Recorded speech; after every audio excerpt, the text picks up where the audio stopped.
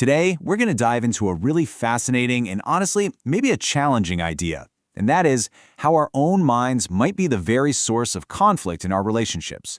We're going to unpack this using some profound insights from the philosopher Krishnamurti to really understand the hidden mechanics of desire, memory, and how we connect with each other. So let's just start with a really basic question. What is desire? I mean, think about it. When you really feel it, what is actually happening inside your mind? It's a feeling that's so common, so automatic, that we almost never stop to actually investigate it. Well, to answer that, we have to break it down. And it turns out there's actually a kind of formula for how desire is born. It's a mechanical process that happens in a flash. Okay, so it starts with perception. You see something, a beautiful car, an outfit in a window, a person. That perception immediately creates a sensation in you.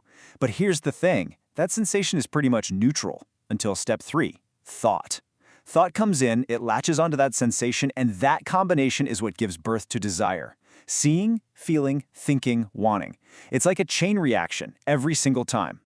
So this is the crucial point right here. Desire isn't just some raw feeling that pops out of nowhere. No, it's sensation plus thought.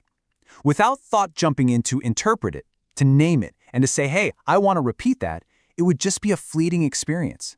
Thought is the engine that turns a simple, neutral sensation into a full-blown desire. And this is where it gets really interesting. The moment desire is created, our mind instantly creates an image of what we want. We're not just experiencing a sensation anymore. Now we are completely focused on this mental picture of possessing that car, or wearing that dress, or being with that person. Now hold on to this idea of the image, okay? It's going to be really important in a minute. All right, let's move on to the next key piece of the puzzle and see how this all connects. We've been talking about thought, but where does thought even come from? Well, that brings us to memory, which, as we're about to see, acts as a kind of double-edged sword in our minds. So the idea here is that all thought is essentially a response from our memory. That's a huge statement. Everything you think, every conclusion you draw, every idea you have, it's all being pulled from this massive archive of your past experiences. This directly connects that whole formula for desire we just talked about to the function of memory. And this is a really critical distinction we have to make. We basically have two types of memory. On one side, you've got functional memory. This is the practical, knowledge-based stuff we use to, drive a car or speak a language.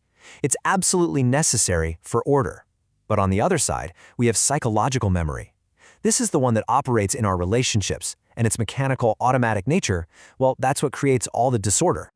Now, before we get to the problem, let's be super clear. Functional memory is not the enemy here. Not at all. In fact, it's an absolutely essential machine for our survival. I mean, just think about it. Without this functional, knowledge-based memory, we couldn't do any of this. We couldn't speak, we couldn't work, we couldn't even navigate our day-to-day lives. This kind of memory creates order and allows our whole society to function. It is absolutely vital. Which brings us right to the core paradox, doesn't it? If memory is so essential for order in one part of our life, how can it possibly be the very thing that creates so much disorder, so much conflict in another? This right here is the turning point. We're about to see exactly how this incredibly useful tool goes wrong when it gets, well, misapplied.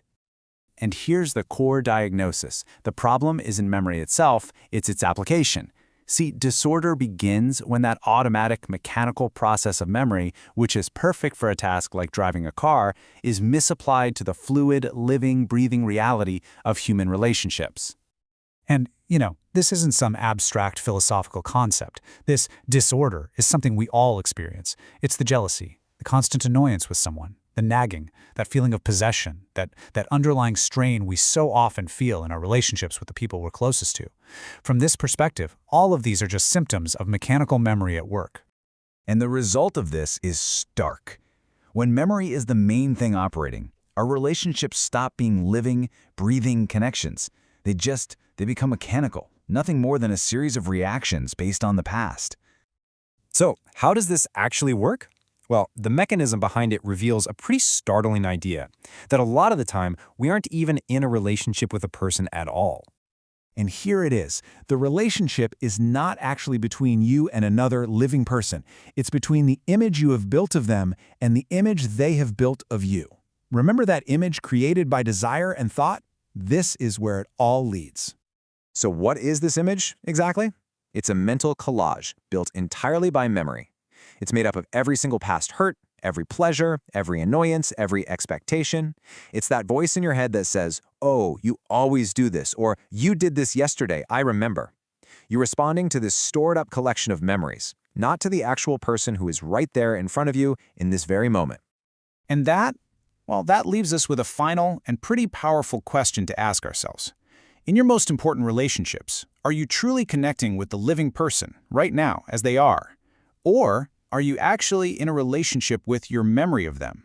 The answer might just change everything.